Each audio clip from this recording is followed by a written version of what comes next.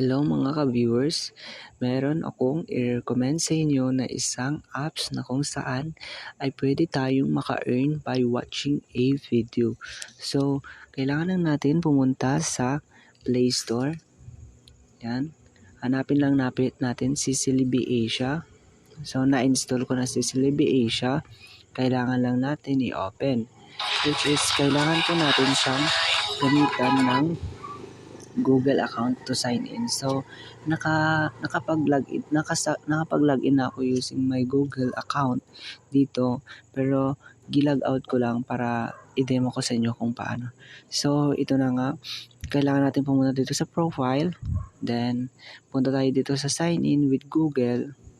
Yan. Nandito na ngayon yung aking Google account. So, itatap natin yan. So, hintay lang natin at ayan na. Nakapag-login tayo using our Google account. So, itutur ko sa inyo. So, natapos ko na yung aking task for today. Kaya, nag-stop na siya ngayon. Kaya, kailangan natin mag-scroll.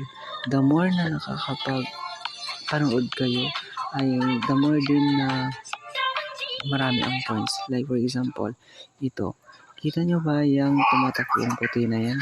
Yan ay isang, matagal po yan siya, mga 1 minute. So, dito po kayo mag-stick na manood ng mga mga videos upang yung mga points ninyo ay malaki-laki rin. So, yan na nga. Ngayon, itutuloy ko naman kayo dito sa ating benefits. Dito sa benefits natin, makikita natin yung ating Celebi points. Yung Celebi points ko is 1,620.3.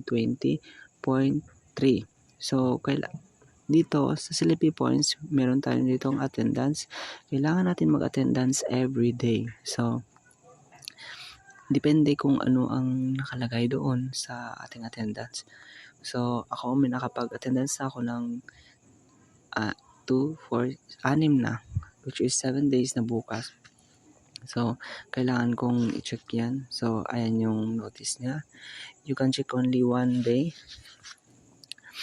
Attendance receipt every Monday. Okay? You can earn 5 points every attendance. Point check will be double at 3rd and 5th day of week. In the case of complete attendance, you will receive a between 10 to 50 randomly. So, nakadepende yun siya sa pag-con ng attendance. So, dito na nga. Papunta na tayo ngayon sa ating wallet. So, yan na yung wallet natin. Then, dito yung wallet. Then, ito yung points. So, dito tayo nga sa Celebi points. Yan. Tutor ko kayo dito. Yan. We have a Celebi level. Meron na po tayo ditong level 1 pa lang po ako. So, yan na po. So, for more updates, i-updates ko kayo sa susunod kung paano maglagay paano i-link yung ating fancy wallet sa Celebi points. So, yun lang muna at maraming salamat. Thank you for watching.